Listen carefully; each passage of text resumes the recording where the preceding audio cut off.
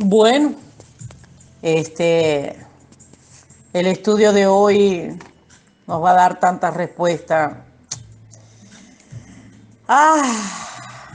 De verdad que no hay nada como el amor de Dios para con nosotros. El hecho de que nosotros suframos no quiere decir que Dios ha dejado de amarnos, ni que nos abandonó, ni que ya no somos importantes para Él. No, nada de eso. Realmente Dios sigue amándonos a pesar de nosotros, óigase bien, a pesar de nosotros. Es importante que nosotros comprendamos que Él nos ama eternamente. No va a haber nada que nosotros hagamos que Él de repente diga, no, pero ya esta sí no me la aguanto contigo. A menos que no sea la blasfemia contra el Espíritu Santo. De resto, Dios siempre va a extender su misericordia para nuestras vidas. Bueno, el tema de hoy, no condenes a quien Dios ha restaurado. Me llama la atención la palabra de Dios, ¿verdad? Que le salta a uno y veces y le trae unas respuestas a uno. Yo tengo leyendo la Biblia desde niña, toda mi vida he leído la Biblia. Y creo que este pasaje de la mujer adúltera da la impresión de que ella sola no tuviera más nada que decir, ¿no? Da la impresión de eso. Pero nos damos cuenta que cuando el Espíritu Santo quiere revelarnos algo a nuestras vidas, Él siempre añade a lo que ya uno cree saber.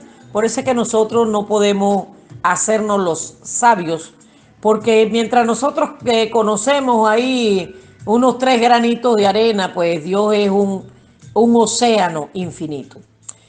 Dice la palabra de Dios que Jesús se fue al monte de los olivos y al amanecer se fue otra vez al área del templo. O sea, él se va al monte de los olivos y la lectura, podemos inferir por la lectura que amanece orando. Porque él, muchas eran las veces que dice la Biblia, que él se iba al monte de los olivos o se iba o se apartaba al monte a orar. ¿Por qué él hacía esto? Bueno, porque antes las casas eran cerradas.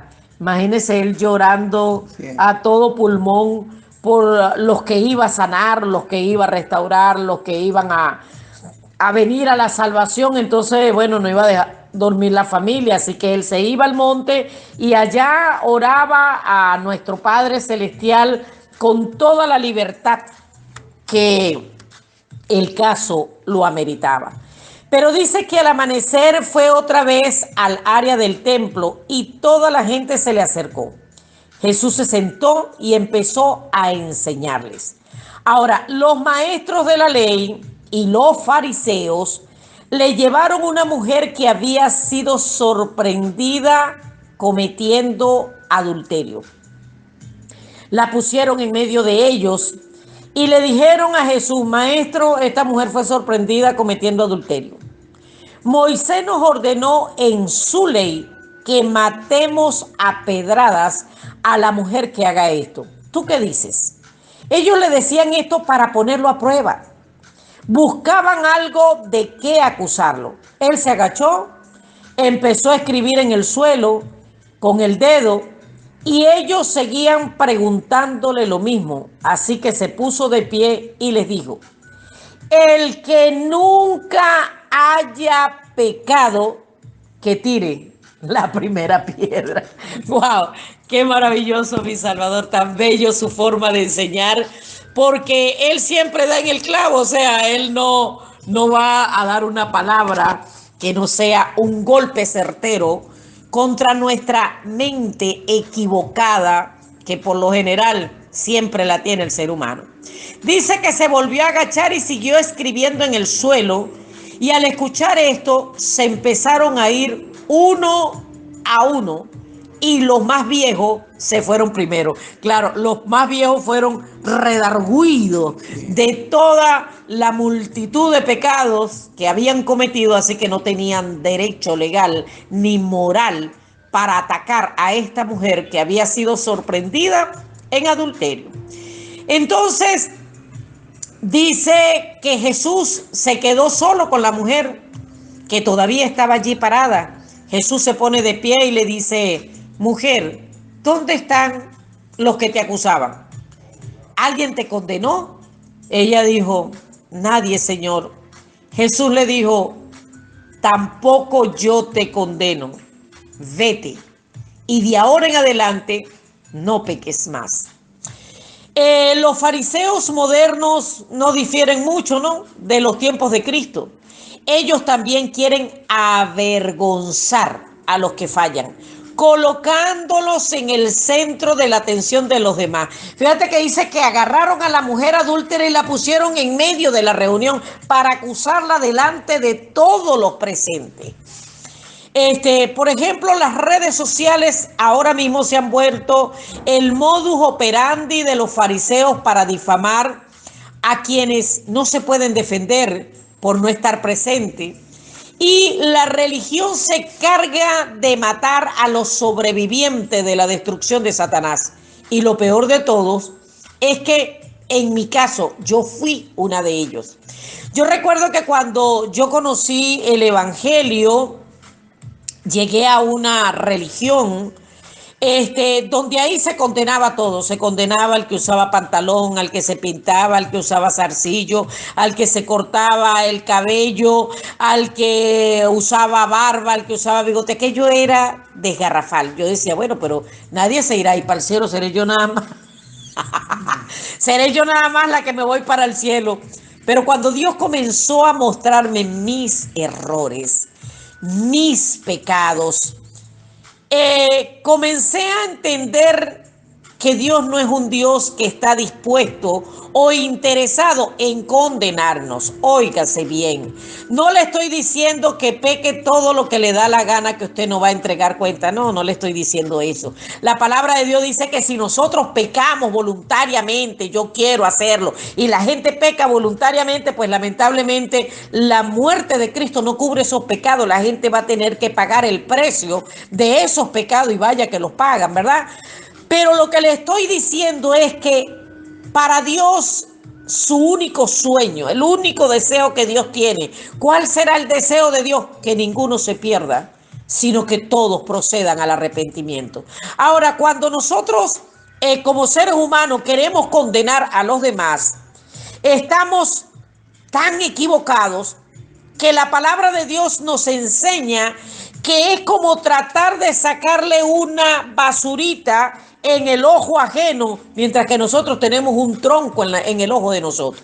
Y ya voy a explicar eso. Pero mire lo que dice la palabra de Dios. Y de aquí se enganchan los religiosos para condenar a los demás.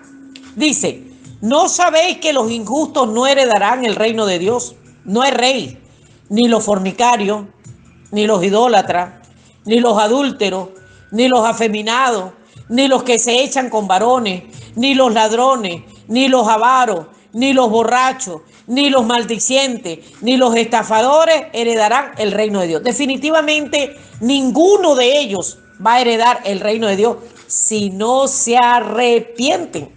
Pero si se arrepienten, si ha sido injusto y se arrepiente, va a heredar el reino de Dios.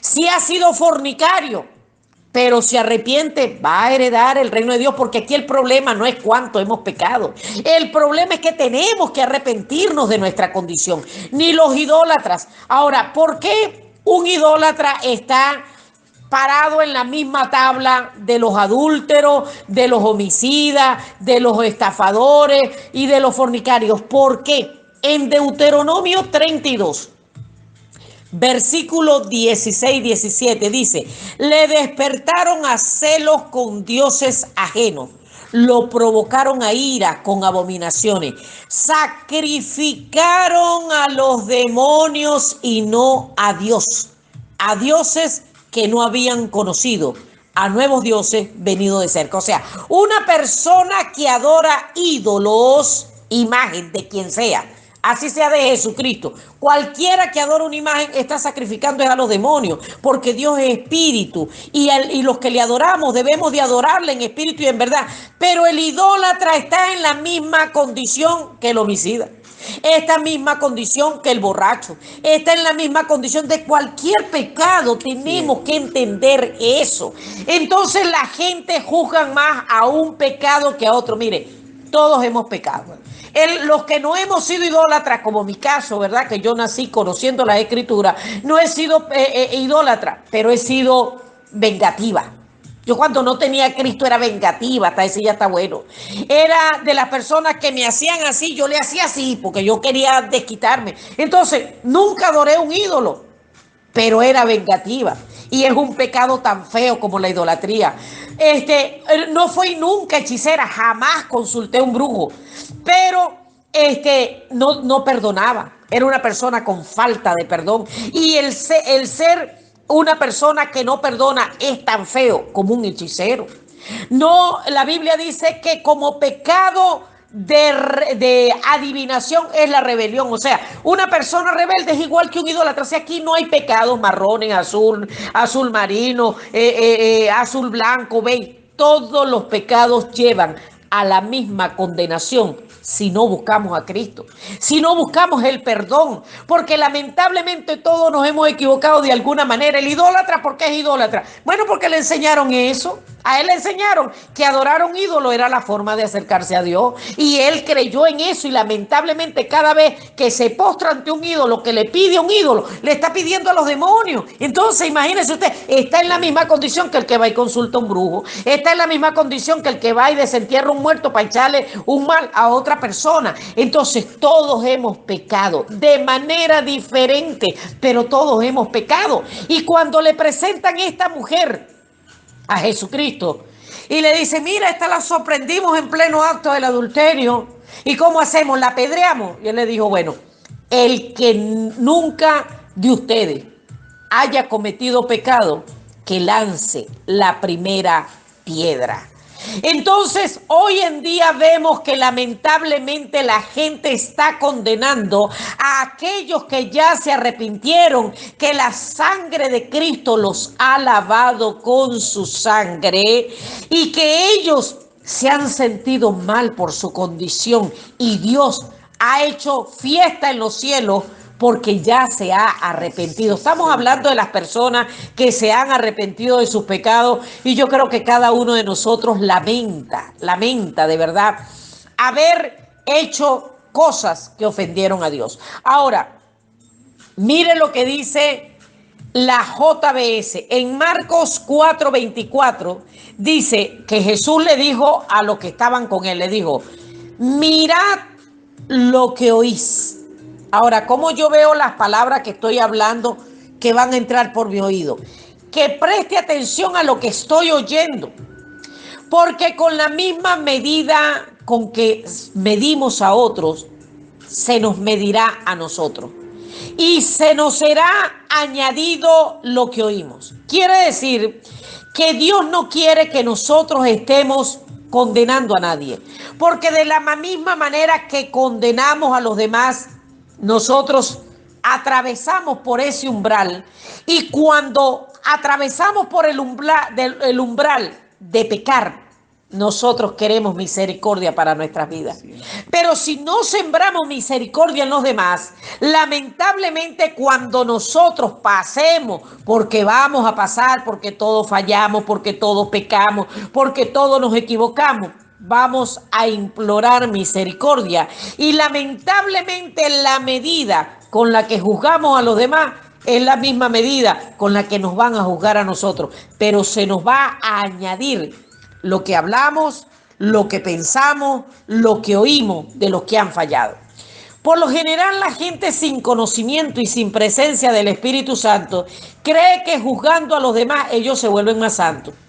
Pero la única verdad que hay es que cuando juzgamos a los demás despiadadamente, nos volvemos presa fácil del enemigo, y justo donde otros fallaron podemos caer y anhelar luego que tengan misericordia de nosotros. En el libro de Lucas 9, 52 al 56 dice que Cristo envió unos mensajeros delante de él a una aldea de samaritanos para hacer unos preparativos. Bueno, mira, alquílame una habitación allí, me voy a quedar ahí porque de ahí después voy a Jerusalén. Dice que los samaritanos no lo recibieron porque su aspecto era como de ir a Jerusalén. Y viendo esto, sus discípulos, Jacobo y Juan, le dijeron al Señor: Señor, ¿quiere que mandemos que descienda fuego del cielo como hizo Elías y los consuma? ¡Wow! Nada más porque no le quisieron alquilar una habitación, ya ellos estaban pidiendo un juicio, que descendiera fuego del cielo sobre ellos y los consumiera. Pero Jesucristo le respondió y los reprendió diciendo: vosotros no sabéis de qué espíritu sois, porque el Hijo del Hombre no ha venido para perder las almas de los hombres, sino para salvarlas. Entonces, cuando nosotros estamos pidiendo juicio, estamos pidiendo condenación, estamos pidiendo destrucción para otra persona, una persona que hace eso no sabe a qué espíritu pertenece, porque el Espíritu de Dios lo único que quiere es salvar, restaurar a los que están perdidos. Mire, yo le aseguro que yo costé muchas oraciones a los que Dios puso a interceder por mí. Quizás no los conozco. Quizás los conozco, no sé cuántas personas Dios usó para que yo viniera a salvación. Y ellos estuvieron inquietados por el Espíritu Santo para que yo viniera a salvación. Mientras otros quizás anhelaban mi muerte, mientras otros quizás pedían condenación para mí, Dios estaba usando a otros para interceder por mí. Y ahora, ¿cuál es mi trabajo? Interceder por aquellos que quizás otros están deseando su muerte, que quizás otros están deseando su juicio, pero es mi trabajo de alguna manera ser recíproca en Dios, intercediendo por los perdidos, porque ese es el verdadero trabajo que nos lleva a vida eterna. En el libro de Lucas capítulo 6 versos 37 al 42 dice: no juzguéis y no seréis juzgados, no condenéis y no seréis condenados, perdonad y seréis perdonados. Y le decía una parábola: ¿puede un ciego guiar a otro ciego? ¿No caerán ambos en el hoyo? ¿Por qué miras la paja que está en el ojo de tu hermano y la viga que está en tu propio ojo no consideras? ¿Cómo puedes decirle a tu hermano: hermano, déjame echar fuera la basurita que está en tu ojo, y no mirando el tronco que está en el tuyo propio? Hipócrita, echa primero fuera de tu ojo la viga, y entonces verás bien para sacar la paja que está en el ojo de tu hermano. ¿Qué es una viga en el ojo? ¿Qué significa esto? Bueno, mientras que una basurita o una pajita en el ojo ajeno es algo pequeño, él está en un conflicto por sus propios errores, por sus propias caídas, por sus propias fallas, y lidiando con eso, ¿verdad? ¿Cómo salir de esa condición?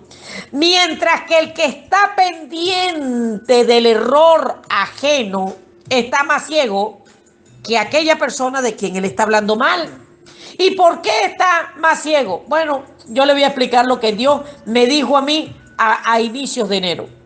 Me dijo que una persona que está pendiente de los errores de los demás es alguien que está ignorando la misericordia de Dios para el que cae.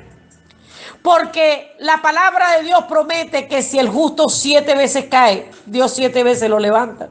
Y mientras que éste está condenando a aquel, a Dios le ha placido en su misericordia levantarlo, restaurarlo, hacer que vuelva en sí, menospreciando el trabajo de Dios en una vida que Él quiere corregir, que Él quiere restaurar, pero va más allá.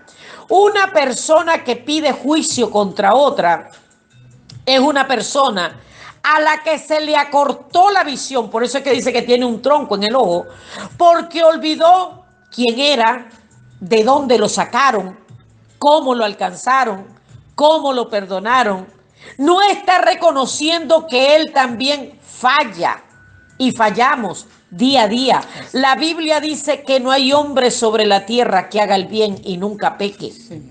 Y está juzgando a otros en los mismos errores que él cometió. Y aunque no sea exactamente el mismo, a lo mejor no es adulterio, pero es chismoso, es murmurador. El que murmura activa al exterminador, así que está en una peor condición que el adúltero. El adúltero se afecta a él, afecta a su pareja, afecta a su familia, afecta a su descendencia, pero el murmurador activa al exterminador sobre su ciudad. El chismoso y el que habla palabras vulgares dice que trastorna la rueda de la creación. Así que no hay diferencia entre los pecados. Este se ha olvidado cuando está juzgando los errores ajenos y no está pendiente de sus propios errores. Está menospreciando el trabajo del Espíritu Santo, que es paciente para con nosotros y que ha sido paciente también para aquel que cayó, y que Dios tiene un plan de salvación para su vida. Está menospreciando el trabajo de Cristo que restaura, está menospreciando la sangre de Cristo que limpia de todo pecado. Mire, a mí me llama la atención lo siguiente, y eso me lo habló Dios hace 3 días atrás, ¿verdad, Waldo? 3 días atrás. Estábamos sacando aquí lo que vamos a hablar el martes, que tenemos 3 horas de clase. Y tenía en mente hablar acerca de la mujer adúltera, pero quería que Dios me diera una rema para esto. Una rema es una palabra revelada, una palabra fresca. Y Dios me hizo ver lo siguiente.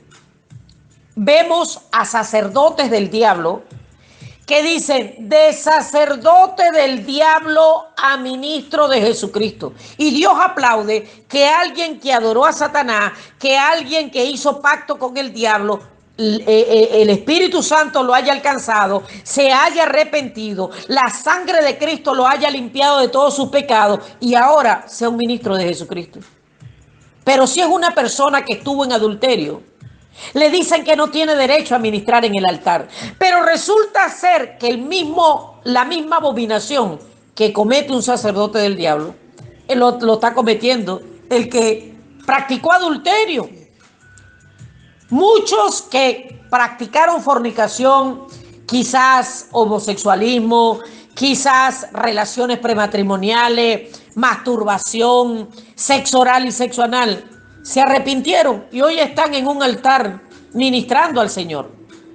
Pero quieren condenar al que adulteró, pero no condenan al que practicaba sexo oral y sexo anal, a aquel que practicaba chisme y murmuración, a aquel que era idólatra y ahora es ministro de Jesucristo. Pero resulta ser que todos los pecados son iguales.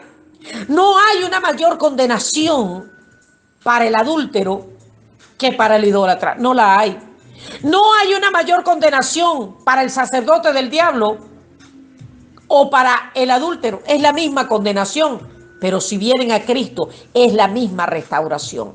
Pero la gente, cuando su matrimonio fue destruido, ¿verdad? Sea porque él fue el que falló o ella fue la que falló, o sea porque sea la víctima inocente. Bueno, le dieron tantos cuernos que decidió divorciarse.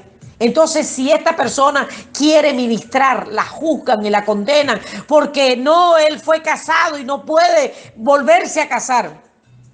Definitivamente, la palabra de Dios dice que para uno ministrar en el altar tiene que ser marido de una sola mujer si es hombre, y si es una mujer, pues esposa de un solo hombre. Pero si una persona, su hogar se le destruyó y ella es restituida por Dios, obvio que va a ser marido de una sola mujer. Amén. O mujer de un solo hombre para poder ministrar. Pero si el ex sacerdote del diablo puede ministrar en el altar, también puede ministrar en el altar una persona que viene de la fornicación. También puede ministrar en el altar una persona que viene de la idolatría y que se ha convertido de las tinieblas a la luz de Cristo y que Dios ahora quiere usarla de la misma manera. Pero el hombre siempre está condenando lo que Dios ha restaurado. Ahora, me llama la atención lo siguiente. Las personas son expertas en condenar a los que han caído. Pero surge una pregunta. ¿Te gustaría que pidieran juicio para ti de destrucción cada vez que falla? Ahí nos gustaría que pidieran misericordia por nosotros. Nos gustaría que oraran por nosotros y no nos condenaran. Mire, ni siquiera Cristo, teniendo toda la potestad por ser nuestro creador, por habernos comprado, por ser nuestro salvador y por ser nuestro modelo a seguir, se tomó el atributo de juzgar. Él dijo, yo no vine para juzgar. La palabra que yo les he hablado, ella les juzgará en el día postrero. Y si Cristo, teniendo todo, en lugar de convertirse en juez, ¿saben qué se ha convertido? En nuestro abogado. Es nuestro abogado defensor. ¿Quiénes somos nosotros para condenar a los que han caído? Si nosotros también estamos propensos a caer. Si nosotros también estamos propensos a ser heridos por Satanás. En el libro de Hebreos 4, 14 al 16 dice, por tanto, teniendo un gran sumo sacerdote, Cristo, como dijo, Él sabe juzgar como Dios con justo juicio y como hombre sabe compadecerse de lo que sentimos cuando somos tentados. Por tanto, teniendo nosotros un gran sumo sacerdote que traspasó los cielos, Jesús, el Hijo de Dios, retengamos nuestra profesión. Cuando dice retengamos nuestra profesión, nos está hablando que una profesión es algo que se estudia y que se ejercita. Bueno, nuestra fe es eso, nuestra profesión. Porque no tenemos un sumo sacerdote que no pueda compadecerse de nuestras debilidades, sino uno que fue tentado en todo según nuestra semejanza, pero sin pecado. Acerquémonos pues confiadamente al trono de la gracia para alcanzar misericordia y hallar gracia para el oportuno socorro. ¿Sabe qué me dijo Dios esta semana pasada? No, perdón. Bueno, sí pasaba porque ya hoy es domingo, primer día de la semana. Eso me lo dijo antier. Yo estaba pendiente de ver lo que vamos a dar el martes y se me venía el pasaje de esta mujer adúltera. Y Dios me dijo algo muy poderoso. Me dijo, ¿sabes? A los adúlteros arrepentidos, que ya no son adúlteros, porque si ellos se arrepintieron y si la sangre de Cristo los limpió igual que limpió al idólatra, igual que limpió al que había sido hechicero, igual al que había sido drogadicto, igual al que había sido borracho, igual al que había sido maldiciente, igual que a todos los otros pecados. Me dijo, ¿sabes a los que le llaman recasados? Para mí, una persona que ha sido limpiada con la sangre de Cristo, sencillamente su adulterio ya no, delante de mí no existe, porque yo lo perdoné, porque yo lo lavé con la sangre del Cordero inmolado. Y me dijo, tú te has preguntado muchas veces si una persona que ha adulterado realmente puede ministrar, puede confiársele de nuevo el perdón en su hogar, o puede confiársele un matrimonio si el suyo ha sido destruido. Y me dio una respuesta que yo lloré, brinqué, salté, y me dijo, ¿sabes? A los hijos de Dios que pecaron en el tiempo de Noé, habían nacido en santidad en Edén. Destruyeron hogares que tenían más de 1880 años. Pero ¿sabe qué? Yo levanté a Noé como pregonero. de salvación para ellos y le dio un plazo de 120 años para que se arrepintieran. Yo quise salvarlos a todos. Que ellos no hayan querido arrepentirse, ya eso es otra cosa. Pero luché por ellos durante 120 años. Y hice un pacto con Noé, construye el arca. Y todos los que se arrepientan de haber destruido sus hogares, por haberse arrepentido y por subirse al arca, no solamente los salvaré del diluvio que vendrá sobre la tierra, sino que los salvaré de la condenación eterna. Pero como ellos no quisieron arrepentirse, que eso es harina de otro costal, el que no quiere arrepentirse, lamentablemente dice en Hebreo que por la predicación de Noé y por el arca que construyó Noé, ellos fueron condenados. Pero no fueron condenados porque pecaron, fueron condenados por no arrepentirse. Toda persona que se arrepiente de hechicería, de idolatría, de homicidio, de borrachera, de adulterio, de fornicación, la misma sangre de Cristo es la que los va a limpiar. No es que la sangre de Cristo limpia al hechicero, pero al adúltero no. No es que la sangre de Cristo limpia al homicida, pero al adúltero no. No, es la misma salvación para todos. Y Dios me dijo algo tremendo. Me dijo, proclámale a los que anduvieron en adulterio que yo quiero restaurarlos, que yo quiero perdonarlos y que todo el que se arrepiente de haber cometido adulterio, para mí viene a ser como una virgen que nunca ha tenido sexo, porque es la misma restauración para el fornicario, es la misma restauración para el adúltero, es la misma restauración para el homicida, es la misma restauración para el idólatra, es la misma restauración para el hechicero. Es la misma. No hay una diferencia. No, bueno, yo restauro al brujo, pero al adúltero no. Es la misma restauración. Y que cuando una persona se arrepiente, la sangre de Jesucristo. Antes, en el Antiguo Testamento decía que nuestros pecados eran lanzados a lo profundo del mar, pero alguien podía meterse allá a sacarlo. Ahora es la sangre de Jesucristo la que nos limpia de todo pecado.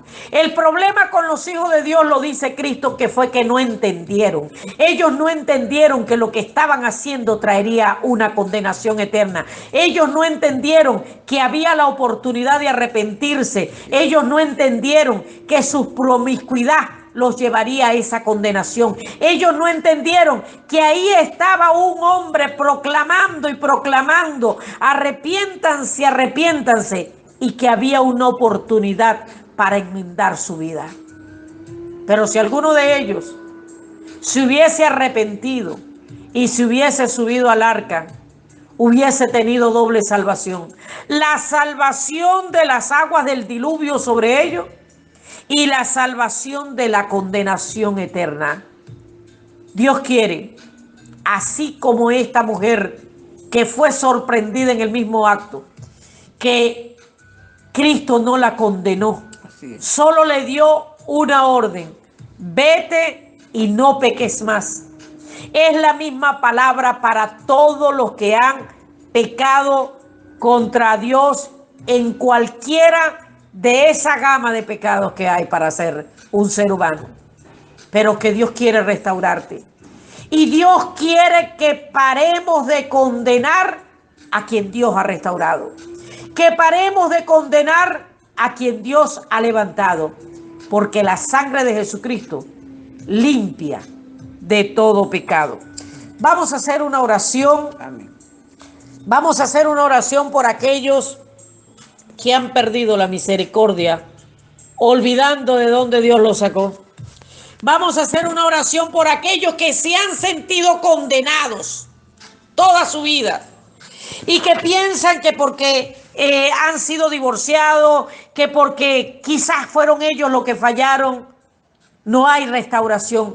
Dios hoy te dice: Tu arrepentimiento es más que suficiente para que mi misericordia te alcance. Amén. Y tu pecado no es tan gravoso como para que la sangre de Jesucristo no lo pueda limpiar de todo pecado. Ya basta de condenarte por tus errores. Tú has pedido perdón y yo te he perdonado. Tú te has sentido mal por tus actos y mi misericordia te ha alcanzado. Y la sangre de mi Hijo derramada por el perdón de los pecados de todos los seres humanos te ha limpiado. Sí, Señor. Olvida lo que ya no existe, porque la sangre de Jesucristo es más que suficiente para perdonar, limpiar y restaurar. Amado Dios, te alabamos, te bendecimos, te damos la honra y la gloria en el nombre de Jesús. Este mensaje no ha sido predicado para darle rienda suelta a nuestra carne, Señor. Líbranos de creernos competentes de ir a pecar para después venir a pedir perdón. No, líbranos. Pero sí sabemos que cuando nos arrepentimos de nuestros pecados, tú eres fiel y justo para perdonar. Amén. Y tú no nos perdonas por nuestra fidelidad, nos perdonas porque a pesar de nuestra infidelidad, tú permaneces fiel, porque eres bueno, porque eres grande, porque eres misericordioso, porque tus misericordias son nuevas cada mañana, porque tú entiendes nuestra condición y porque celebras cada vez que un perdido se arrepiente, porque celebras cada vez que una persona que ha fallado se arrepiente y reconoce su maldad y se asquea de haber pecado contra ti. Gracias, Señor, por la restauración de los que han fallado, Señor, y tú quieres levantarlo. Gracias por los hechiceros que han venido a los pies de Cristo. Señor, gracias por los drogadictos y los alcohólicos que han sido restaurados. Pero gracias por los adúlteros, porque han tenido el mismo perdón que hemos tenido todos por nuestra falla. Y ya sus adulterios y ya sus faltas no constan delante de ti, Señor, sino que han sido lavados en la sangre del Cordero. Y ahora somos nosotros mismos los que tenemos que perdonarnos de nuestra falla, porque el Satanás y los fariseos modernos se encargan de recordar cuáles fueron nuestras fallas, Señor. Pero tú te has encargado de lavarnos, de perdonarnos, de restaurarnos y de decirnos: avanza, proclámale a los demás el perdón que ha sido otorgado a tu vida, y restaura a los heridos, a los sobrevivientes de las maldades de Satanás. En el nombre de Jesús, gracias, Señor, que nunca se nos olvide de dónde hemos sido alcanzados, Señor. En el nombre de Jesús. Amén, Señor, y amén.